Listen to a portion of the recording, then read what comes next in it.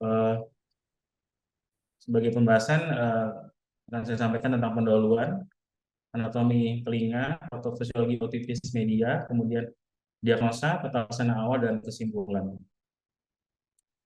Sebagai pendahuluan, otitis media merupakan infeksi telinga tengah bersifat akut dan kronis. eh, dari usia bisa anak, dewasa, dan usia lanjut. Kemudian penyakit terbanyak di poli, rawat jalan. Kemudian otitis media juga mempengaruhi fungsi pendengaran. Biasanya pasien akan mengeluarkan gangguan pendengaran, dan ini menyebabkan disabilitas dapat bersifat temporer ataupun permanen. Kemudian sedikit tentang anatomi telinga. Yang kita tahu, anatomi telinga adalah benang telinga terbagi menjadi vas faksida dan vas tensa. Kemudian terbagi menjadi tiga: eksternal, middle, dan internal ear. Kemudian saya akan bahas tentang patofisiologi terjadinya otitis media akut yang di telinga tengah. Otitis media akut berawal dari gangguan fungsi tuba. Fungsi tuba kemudian menyebabkan inflamasi di kavum timpani.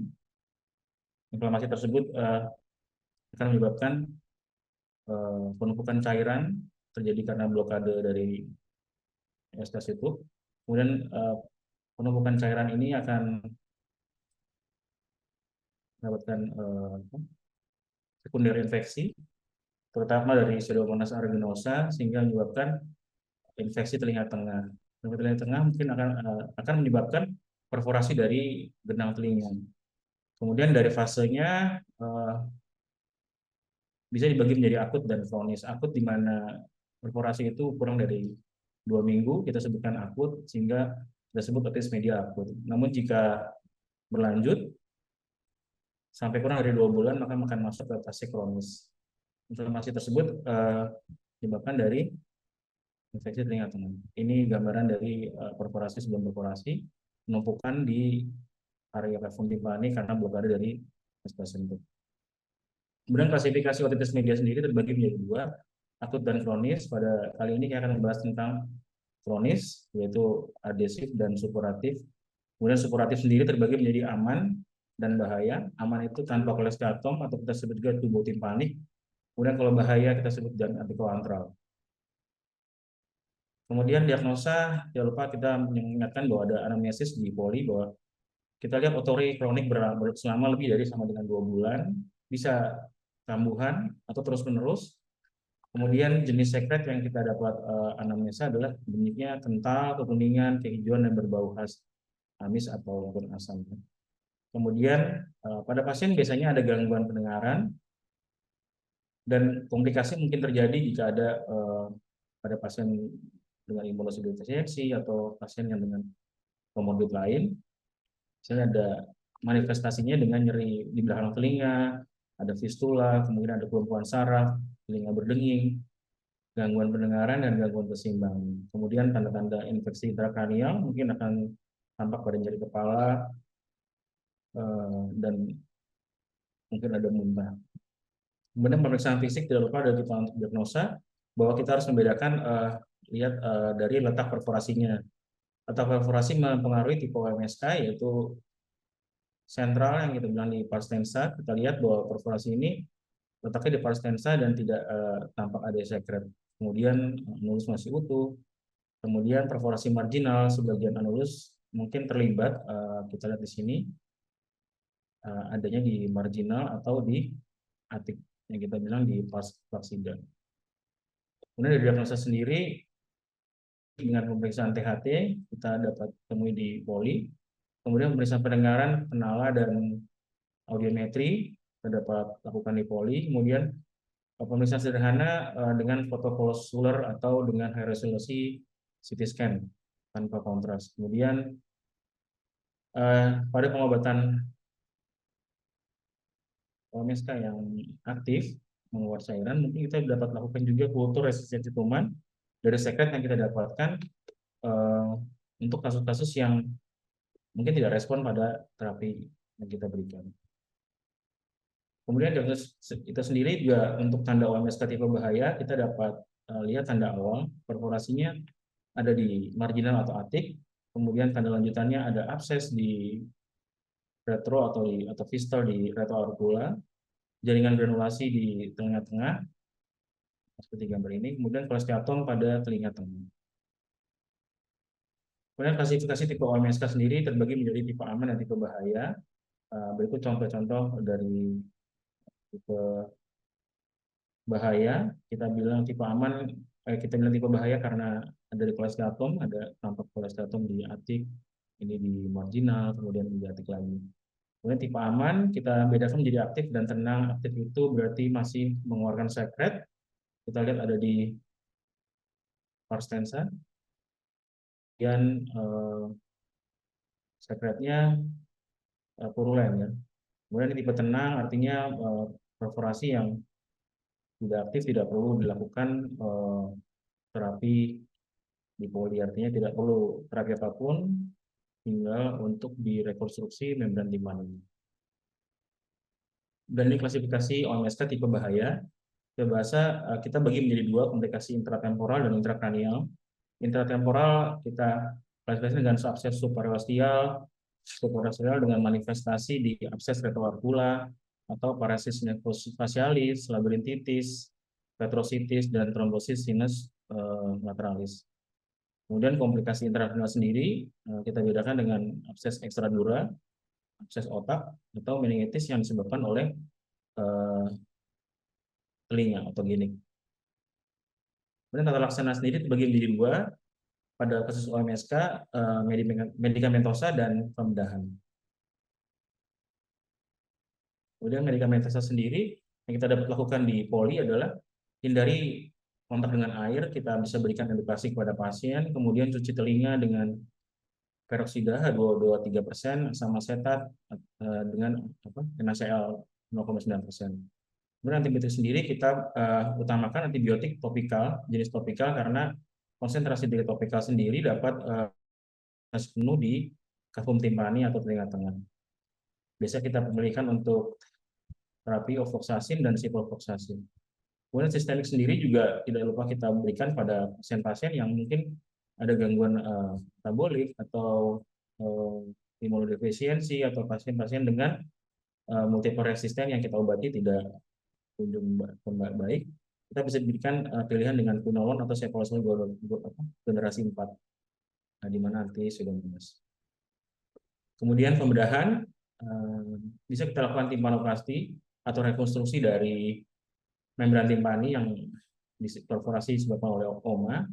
Kemudian mastodektomi karena tis media kavum timpani juga melibatkan aerasi dari air sel di mastoid, kemungkinan akan terjadi mastodektomi. Kita bisa lakukan pemilihan pembedahan kanal wall up atau kanal wall down. Kemudian kita lakukan osikoplasti, di mana osikoplasti ini terjadi inflamasi di kavum timpani yang menyebabkan artikulasi dari tulang-tulang pendengaran yang menyebabkan peradangan, sehingga kita juga bisa rekonstruksi dari ossicular chain di kavum timpani. Kemudian prosedur obliterasi mastoid atau rekonstruksi langkungnya setelah kita lakukan kanal wall down, terjadi defek yang besar, kita obliterasi di mastoid dan rekonstruksi fungsi dari langkungnya. Kemudian ini algoritma yang bisa di tipe tenang tanpa kolesteatom, artinya kalau OMSK ini tenang, tidak ada cairan, kita bisa perforasinya menetap, kita bisa lakukan langsung timpanoplasti dengan atau tanpa mastodektomi. Namun jika OMSK ini aktif, artinya perforasi di sentral tidak marginal, tidak tanpa kolesteatom, kita bisa cuci dengan antibiotik, kemudian kita terapi dengan antibiotik topikal. Jika menetap sampai 1 minggu, kemudian 1 minggu kemudian masih aktif, kita berikan antibiotik berdasarkan kultur dan resistensi. Jika menetap sampai 3 bulan, mungkin idealnya kita lakukan mastodektomi. Nah, ini dengan kolesteatom atau OMSK bahaya, tadi kita lihat ada kolesteatom di atik ataupun di marginal. Lebih baik kita lakukan untuk pembedahan. OMSK tipe bahaya dengan kolesteatom terapi utamanya adalah pembedahan, sehingga evaluasi komplikasi yang mungkin akan terjadi pada mastoiditis atau komplikasi dari persarafan atau dari organ pendengaran lainnya. Terlaksana komplikasi diperlukan pendekatan multidisiplin ya, pada anak mungkin dengan dokter anak, dewasa dengan internis, kemudian neurologi dan bedah saraf. Terutama antibiotik yang sistemik yang diperlukan jika terjadi tipe bahaya. Antibiotik sistemik pemilihannya sesuai dengan kulturnya dengan pembedahan yang melibatkan multidisiplin. Kemudian juga steroid diperlukan, tapi steroid juga pemberian terbatas. Tujuannya untuk mengurangi edem otak, tekanan intrakranial pada kasus-kasus infeksi intracerebral. Kemudian ini terlaksana UMSK tipe bahaya dengan komplikasi di intrakranial.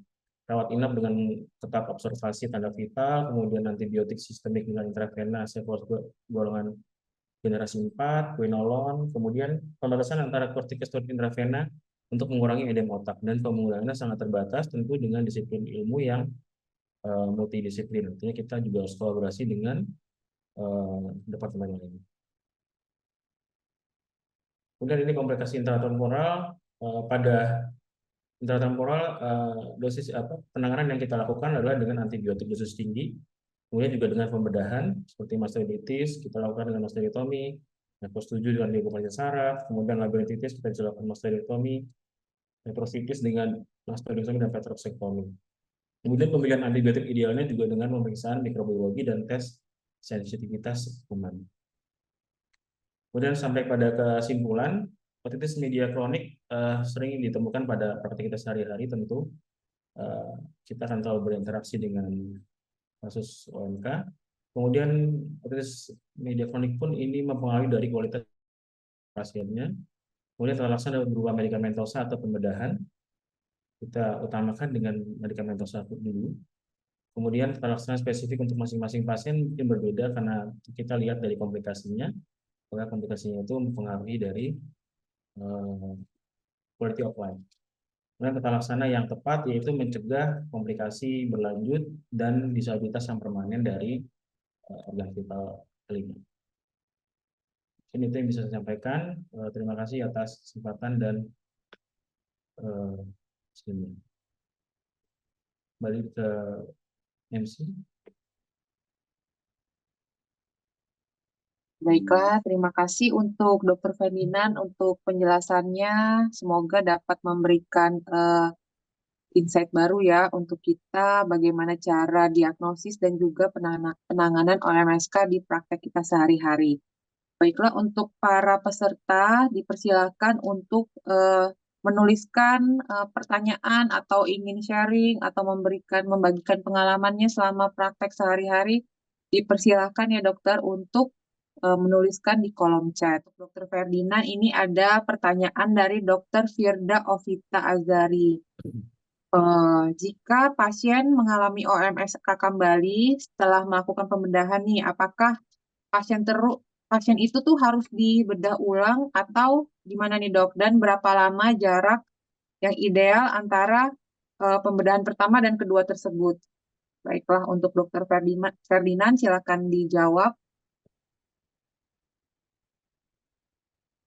Ya, terima kasih kepada Dokter Firda Tafia. Saya coba bantu menjawab ya, bukan dari beberapa kasus memang ada beberapa kasus UMSK yang sudah dilakukan pembedahan, entah itu timpanoplasi atau mastoidectomy, jika memang berulang kembali atau perforasi kembali atau masih dapat residu, biasanya kita akan obati dulu nih, obati dulu infeksinya dengan tentu dengan kultur. Kemudian jaraknya ya kita lihat apakah memang sudah tenang dan bisa dilakukan kembali. Dan HRCT perlu dilakukan kembali apakah ada infeksi yang masih tertinggal atau biasanya ada mukosa-mukosa yang tertinggal setelah pembedahan. Kita bisa lakukan pembedahan lagi setelah kita terapi antibiotik yang cukup adekuat ya. Mungkin itu yang bisa saya berikan. Baiklah, untuk Dokter Firda ya tadi yang bertanya, semoga dapat menjawab ya dokter ya. Jika dokter belum jelas, dapat menuliskan komennya kembali di kolom chat. Dari Dokter Marini, selamat malam dokter, izin sharing nih untuk Dokter Ferdinand. Dokter Marini ini menemukan pasien dengan perforasi sentral dengan adanya jaringan granulasi di kavum timpani. Gejalanya yaitu keluar cairan belum sampai 2 bulan. Lalu seminggu kemudian kontrol, terus granulasinya ternyata semakin besar nih dok. Dan tahu-tahu muncul parese di nervus 7 Host-Bregman 2. Apakah itu termasuk dalam eh, OMSK yang tipe bahaya, Dok? Coba Dokter Ferdinand diminta sarannya nih, Dok, untuk tata laksananya. Kira-kira lebih lanjut bagaimana ya, Dok? Eh, Pada dasarnya kalau dia perforasi yang sifatnya kronis, dia akan membuat jaringan granulasi karena inflamasi yang bersifat kronis. Kemudian biasanya di balik granulasi itu ada inflamasi yang terus berjalan sehingga inflamasi menyebabkan apa, sekret berupa pus gitu ya.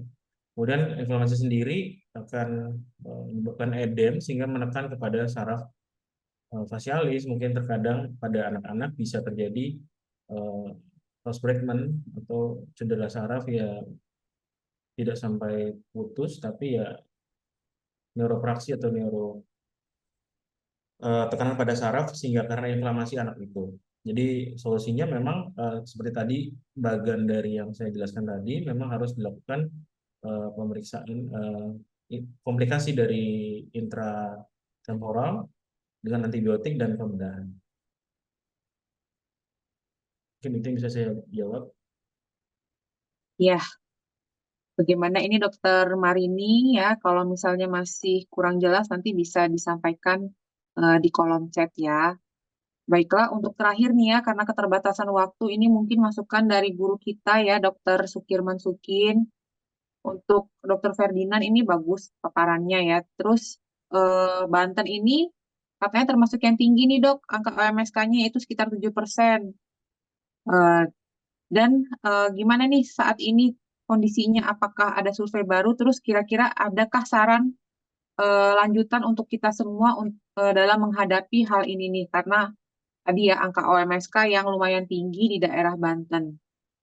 Baiklah, untuk Dokter Ferdinand, gimana nih kira-kira ada saran apa buat eh, terutama yang Banten ya, yang banyak pasien OMSK-nya. Iya, mungkin saya bantu menjawab dari sudut pandang saya, Dokter Sukirman. Karena mungkin kasus itu banyak di pinggiran atau tepian dari Banten, ya, terutama bagi rakyat pesisir. Mungkin distribusi dari pasien-pasien yang mungkin harus terdistribusi ke tipe B, tipe tipe B RSUD kita, sehingga pemerataan mungkin dok ya, pemerataan satu mungkin kompetensi dari operatornya yang mungkin masih belum berani untuk melakukan tindakan pembedahan di bidang telinga, terkendala alat, mungkin juga satu modalitas untuk kita ya dok di Banten. Mungkin sarana dan prasarana mungkin harus lebih diperhatikan dok ya, itu ya. Mungkin itu dok. Oke. Baiklah, terima kasih banyak ya Dokter Sukirman untuk saran dan masukannya ya. Semoga bisa menjadi evaluasi buat kita semua. Baiklah dokter, untuk bila masih ada pertanyaan kepada para pembicara, bisa melalui sosial media pembicara masing-masing ya dok, bisa dijapri aja. Baiklah, akhir kata saya sebagai pemandu acara Ade Ramadhani dan juga mewakili seluruh panitia webinar TGIF hari ini mengucapkan terima kasih yang sebesar-besarnya dan juga mohon maaf jika acara ini masih ada kekurangan ataupun ada sesuatu yang masih kurang berkenan. Saya ucapkan sampai jumpa lagi di acara webinar TGIF selanjutnya. Baiklah, saya tutup dengan hamdalah, alhamdulillahirabbil alamin. Wassalamualaikum warahmatullahi wabarakatuh. Terima kasih dokter, sampai jumpa.